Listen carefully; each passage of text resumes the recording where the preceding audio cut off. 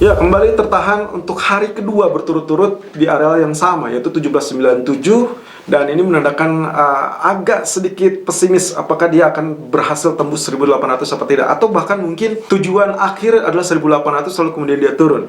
Nah, tapi sama halnya seperti Anda, saya pun sedikit penasaran apakah hari ini kita akan mendapatkan koreksi yang pas, lalu kemudian nanti di pekan depan barulah kita akan munculkan 1800, atau memang sama sekali tidak akan muncul. Oke, beberapa alasan yang membuat saya yakin 1800 akan tetap muncul, walaupun kita masih belum tahu apakah dia akan melanjutkan lebih tinggi apa tidak. Tapi yang jelas, apa yang sempat kami sampaikan kurang lebih di 2 hari yang lalu, atau 2 hari beruntun, yaitu terkait dengan pembelian, yaitu tingkat demand dari China yang kemungkinan sudah mulai beranjak pulih dengan diizinkannya impor emas besar-besaran oleh otoritas China. Kemudian yang kedua adalah terkait dengan kebijakan moneter yang diusung oleh Fed itu sendiri. Tapi juga ini akan menjadi dua mata pisau, karena kemungkinan potensinya apa yang dilakukan oleh BOC atau Bank of Canada kemarin dengan melakukan taper, maka kemungkinan itu akan direspon atau bahkan dilirik oleh Powell. Jadi kemungkinan minggu depan investor akan mencermati apa yang akan dikatakan oleh Powell. Tapi simpan dulu hal tersebut untuk minggu depan, karena itu urusannya nanti kemungkinan baru kita kupas di hari Senin. Lalu kemudian untuk hari ini sendiri, saya tidak melihat banyak data kecuali market manufacturing PMI dan juga market service PMI dan data penjualan rumah baru atau new home sales. Jadi ketiganya saya tidak akan kaget kalau ternyata dirilis sangat baik. Dan ekspektasi saya berarti pagi hari sesi Asia, sesi Eropa, kemungkinan kita akan lihat potensinya adalah penurunan atau tekanan, which is kemungkinan dia sudah mengantisipasi data yang bagus nanti malam. Kemudian nanti malamnya setelah rilis data, mungkin beberapa saat setelahnya, kita akan melihat vice versa, respon pembalikan persis dengan apa yang terjadi di minggu yang lalu. Jadi ekspektasi saya kurang lebih seperti itu catatan untuk hari ini. Tapi kalau melihat dari beberapa agenda yang ada, saya rasa market kemudian sekarang tertuju kepada janji politik atau janji kampanye dari Presiden AS Joe Biden yang memang sudah diyakini akan menaikkan pajak. Jadi ini yang memberatkan kenapa pasar saham atau Wall Street sempat tergelincir di pertengahan malam, dan kita masih belum lihat reaksi pasar terhadap safe haven emas ini akan seperti apa. Kalau pertimbangan saya, kemungkinan potensinya seharusnya ini akan menjadi sisi yang menguntungkan untuk gold sebagai safe haven. Karena mau tidak mau, investor akan mengalihkan uangnya bukan di sisi saham, tapi kepada faktor safe haven. Ya, atau mungkin saja ke dalam dolar. Itu sebabnya kenapa dalam 2 hari terakhir kita sempat melihat dolar itu cenderung melemah tapi kembali tertahan. Jadi mana yang akan diburu oleh para investor, kita akan lihat perkembangan lebih lanjutnya. Dan inilah technical view 23 April 2021. Irfan untuk Agordana. Technical Outlook 23 April 2021 di hari Jumat jam 11 siang. Kita akan coba lihat terlebih dulu dari kondisi weekly khususnya untuk DXY. Oke, ini sangat penting karena beberapa hari yang lalu saya sempat menyodorkan kepada Anda, menampilkan kepada Anda outlook dari DXY, di mana saya pernah menggambarkannya untuk kuartal kedua, yaitu di perspektif di akhir bulan Maret. Oke, so kita lihat perkembangan lebih lanjut dari kondisi double top yang ada, big double top di weekly chart, lalu kemudian ada juga di bagian kanannya wave kanan itu adalah elliott wave, dan kita sedang menantikan wave kelima sedang berjalan apa tidak. Oke, saya perbesar di sini. Kondisinya adalah kita masih lihat bearish candle ya, untuk minggu ini masih bearish candle. Kita masih coba apakah dia akan ditutup dengan kondisi bearish apa tidak, atau malah dia menyusut menjadi doji. Ya, kalau itu yang terjadi berarti minggu depan ada kemungkinan dia rebound terlebih dulu. Walaupun sebetulnya kalau lihat dari komposisinya dia masih dalam faktor tekanan. Jadi big trendnya masih dalam tekanan, tapi dalam kondisi short term bisa saja memicu reaksi untuk terjadinya correction ataupun konsolidasi. Jadi kalau kita lihat dari potensi ini, pergerakannya masih cukup wajar, dan saya melihatnya potensinya akan hampir sama dengan kondisi candlestick yang berakhir di minggu tanggal 1 Maret. Jadi minggu yang lalu atau kurang lebih beberapa minggu yang lalu, jadi di bulan yang lalu, ini tanggal 1 Maret dengan areal terendah berada di 90.632. Sementara yang sekarang berjalan itu masih 90.856. Jadi selisihnya tipis ya. Jadi sangat wajar, tapi ekspektasi saya adalah dia akan melengkungnya sama dengan ini. Ya, ini yang di tanggal 22 Februari itu areal terendahnya adalah 89.68. Nah, tinggal kita lihat karena kemarin juga kita akan melihatnya sebagai potential inverse ya, inverse head and shoulder. Jadi kalau misalkan mini inverse head and shoulder-nya akan sejauh mana? Kalau diasumsikannya di sini bagian left, ini bagian head, ini akan bisa menjadi areal right shoulder. Oke, kemudian kembali ke dalam kondisi dari daily chart. Potensi pergerakannya ya ini kita masih mengharapkan adanya head and shoulder ya. Apalagi dengan adanya penutupan dengan candlestick bullish, saya rasa ini akan kembali memberikan aspek harapan yaitu terkait dengan head and shoulder. Jadi saya harapkan dia rebound sampai zona garis tengah atau areal tengah dari trend channel, kemudian di sini tertahan barulah dia mulai penurunan, atau bisa saja dia naiknya sampai zona resisten ini 92.32, kemudian barulah di sini akan terjadi penurunan. Apapun bisa terjadi, yang jelas butuh trigger yang sangat pantas yang mungkin saja butuh sangat besar kalau misalkan kita inginkan dia sampai areal ini. Nah, kemudian di grafik 1 jamnya kemarin kita sempat prediksikan apakah dia akan turun atau mengalami kenaikan. Persis dengan apa yang Anda lihat di sini, dia mengalami penguatan, teman-teman. Ya, penguatan tertahan di zona resisten. Nah, sekarang yang jadi pertanyaan apakah dengan kondisi daily tadi ya ada kemungkinan potensi rebound, apakah dia akan berhasil melewati zona trendline biru ini apa tidak ya. Untuk mengingatkan kembali, zona trendline biru ini saya tarik dari titik puncaknya yang ada di tanggal 31 Maret, kemudian ya extensionnya ya Anda bisa lihat di sini. Jadi selama dia masih berada di bawah teritori trendline biru, saya rasa dia masih tetap dalam tekanan. Ya, sangat bagus kalau lihat dari channelingnya. Ya, ini adalah areal-arealnya. Jadi dia sempat spike di awal tahun, kemudian di Maret dia mulai meluncur dan akhirnya sangat drastis. Potensinya berarti saya pindahkan saja ke kemungkinan potensi yang saya pikirkan ya berarti kita coba asumsinya adalah 2 garis saja. Jadi kemungkinan dia akan rebound. Nah, nantinya di sini pertanyaannya adalah apakah dia akan turun seperti itu atau mungkin saja sampai menyentuh zona 91.70 atau bahkan bisa lebih tinggi sampai zona ini.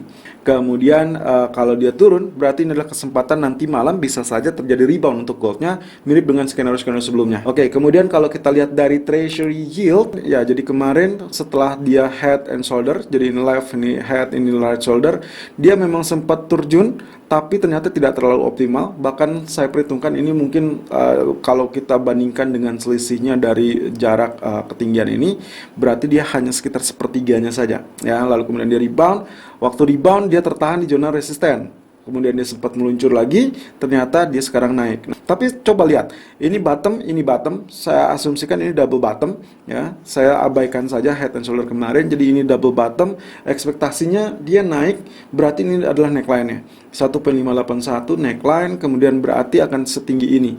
Ya, berarti kalau saya asumsikan kenaikan akan sampai ke resisten ini. Berarti tembus dong ya. Tapi juga bisa saja ternyata apa yang kita harapkan bersama sejak kemarin adalah terkait retest di areal ini ya, garis trend line ataupun berhimpitan dengan zona ini adalah resistennya, kemudian dia di sini tertahan atau rejection. Ya, itu bisa terjadi. Jadi kita tetap mengkalkulasikan apa yang bisa terjadi aspek kenaikan ataupun aspek penurunan. Nah, kemudian kalau kita lihat dari treasury bondnya juga sama, berarti ini kebalikannya. Kita tetap masih menatap terkait dengan target di areal ini ya, areal ini di 96. Hopefully dia tidak terlalu jauh dari areal 95.22. Kemudian di grafik 1 jamnya atau H1-nya, potensi tersebut tergambarkan dengan pola pergerakan. Kalau tadi ada mini atau small double bottom di treasury yield, kalau yang di government bond atau treasury bond dia justru double top. Nah, ada hal yang cukup menarik. Kalau kita lihat dari spesifik ini, berarti kita bicara tentang penurunan yang bisa saja menembus zona neckline. Ini neckline-nya, jadi dia akan ada penurunan kurang lebih sampai teritori bawah. Jadi saya asumsikan double top, kemudian dia turun sesuai dengan penembusan dari areal neckline ya, lalu kemudian melanjutkan ke areal teritori ini. Areal garis ini apa? Areal garis pertama ya, ini saya ambil dari areal support ini ya, dua titik ini, lalu ini adalah extensionnya.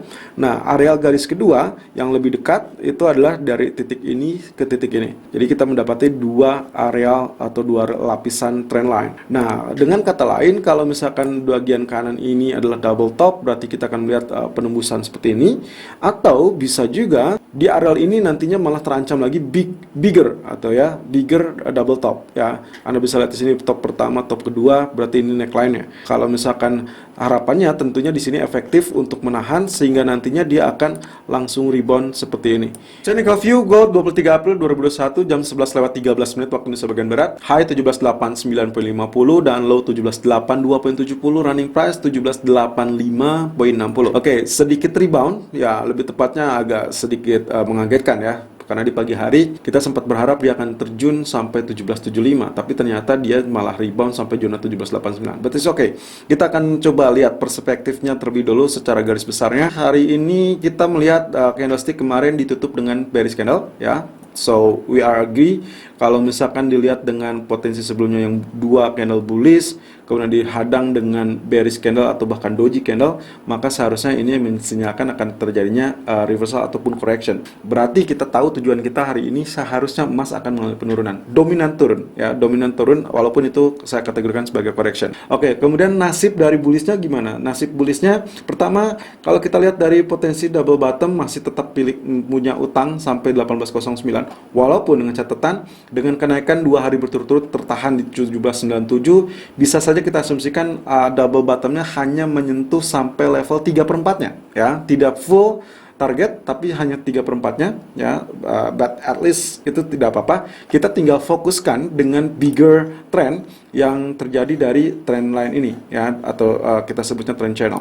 Correction saya perkirakan 17.78 ataupun bahkan sekarang agak sedikit lebih rendah di area 17.70 atau 17.72 ya. Jadi area ini itu adalah yang sempat muncul tadi malam. Perhatikan tetap di zona Fibonacci retracement juga, Fibonacci retracement 50% yaitu 17.63, itu akan menjadi area support yang sangat penting. Sementara untuk bagian atas, untuk area kenaikan, saya rasa zonasi 17.97 tetap menjadi catatan kita. Jadi artinya kalau misalkan Anda lihat itu spike, bahkan mampu melewati, Anda boleh switch strategi Anda segera dan follow saja. Karena kemungkinan kita akan melihat zona lanjutan kenaikan di 18.03 ataupun 18.09 yang terdekat. Nah di grafik keempatnya, ya kemarin ternyata dia turun, sampai titik ini ya, sampai area ini 17.77. Sempat di sini dia memberikan perlawanan, lalu kemudian dia turun lagi. Nah, di sini ternyata tetap tertahan di 17.77 ya. Jadi kemungkinan kalau kita lihat ekspektasinya sebetulnya sekarang kalau melihat teritori seperti ini, abaikan terlebih dulu 1800. Jadi saya berharap ini ada koreksi ya. Di sini ada 1786, 1789. Ini adalah area yang sama sewaktu 2 hari yang lalu ya, sebelum dia menembus zona 1797. Harapan saya adalah dia akan terkoreksi turun sampai zona ini, yang mana areal tersebut adalah areal bertepatan dengan areal trend line yang juga bersinggungan dengan areal historical price. So, 2 titik atau 2 area yang bersinggungan di tempat yang sama akan menghasilkan efek yaitu support kuat. Jadi saya harapkan di areal ini akan menjadi support kuat, which is akan menjadi areal good demand. Jadi kalau misalkan Anda ingin lakukan buy, idealnya di areal ini 1768 ataupun 1767. Kemudian di grafik H1-nya, nah ini 3 lapis areal trend line. Trend line pertama, trend line kedua ditembus, lalu kemudian akhirnya dia nyangkut di sini dan sekarang dia bertahap berada di sini. Ya, dia sudah mencoba dan sempat tebus, tapi ekspektasi kita tetap ya arealnya tertahan persis di 1789.50, yang mana adalah 2 hari yang lalu itu bertahan di 1789.80. Jadi ini masih cukup oke. Jadi ekspektasinya tetap di sini areal support yang terdekat 1781. Saya rasa bisa saja nanti small retest di sini. Jadi bisa saja nantinya dia malah terpantul di 81, bikin mini double bottom, berarti neckline-nya 1789. Jadi ada beberapa skenario di sini ya.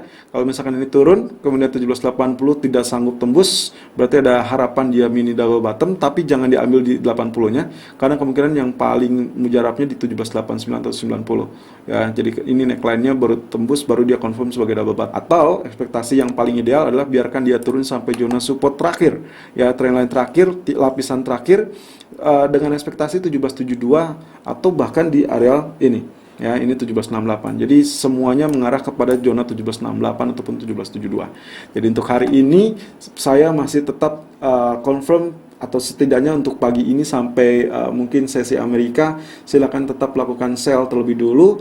dengan area 1785 ataupun 1787.50. Target pertamanya adalah 1779.80 atau mungkin Anda naikkan sedikit di 1780.20. Kemudian target keduanya 1772.90 atau mungkin di 1773.50 gitu ya. Dan stop lossnya 1793.00. Selalu gunakan stop loss dan risk management sesuai dengan equity dan strategi trading Anda. Irfan untuk Agrodana.